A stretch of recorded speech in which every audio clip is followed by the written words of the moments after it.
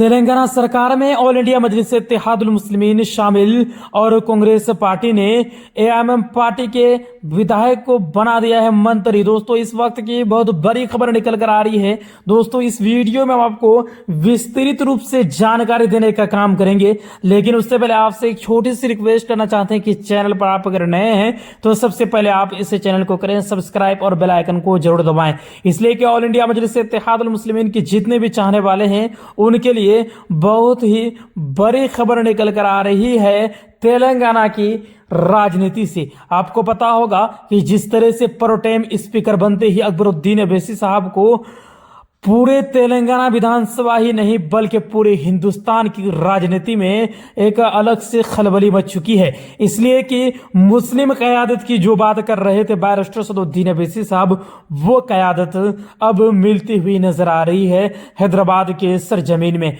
दोस्तों, तेलंगाना में बैरिस्टर सदुद्दीन अवैसी साहब को 7 सीटों पर धमाकेदार जीत मिलते ही कांग्रेस और छोटे अवैसी को प्रोटेम स्पीकर बनते ही अलग हलचल मच चुकी है पूरे हिंदुस्तान की राजनीति में। दोस्तों, आपको बताता चलूं कि कोई मंत्री पद एआईएमएम पार्टी को नहीं मिला है, हालांकि कुछ खबर चल रही है सोशल मीडिया पर, सरासर खबर वो गलत के नाम से बढ़ाओ, उनको देने की क्या जरूरत। वो दल की बुनियाद पे हमारा साथ देंगे, वो कौम की बुनियाद पे हमारा साथ देंगे।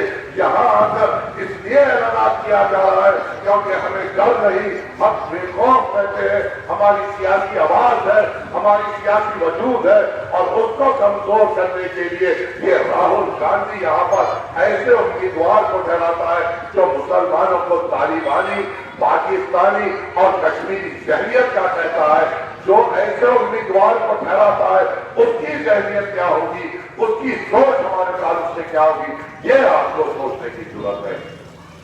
अरे क्या आपने यहाँ पे मैं मजलिस इत्तेहादुल मुस्लिमीन के स्टेज पे ठहर के बात कर रहा हूँ, क्या आपने असदुद्दीन अवैसी साहब को पार्लियामेंट में नरेंद्र मोदी के हाथों में आगे डालकर बात करते हुए नहीं देखा? क्या आपने असदुद्दीन अवैसी साहब को अमित शाह को ललकारते हुए नहीं देखा?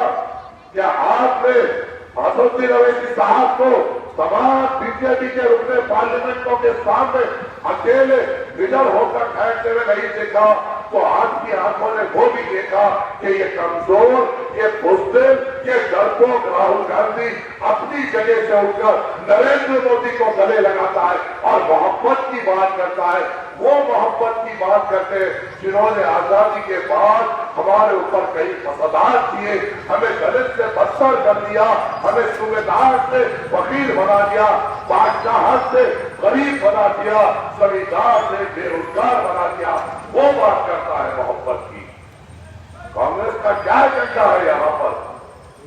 मुसलमानों से हमदर्दी की बात करने वालों, 119 सीटों में से 6 सीटों पे कांग्रेस ने मुसलमान उम्मीदवार ठहराए।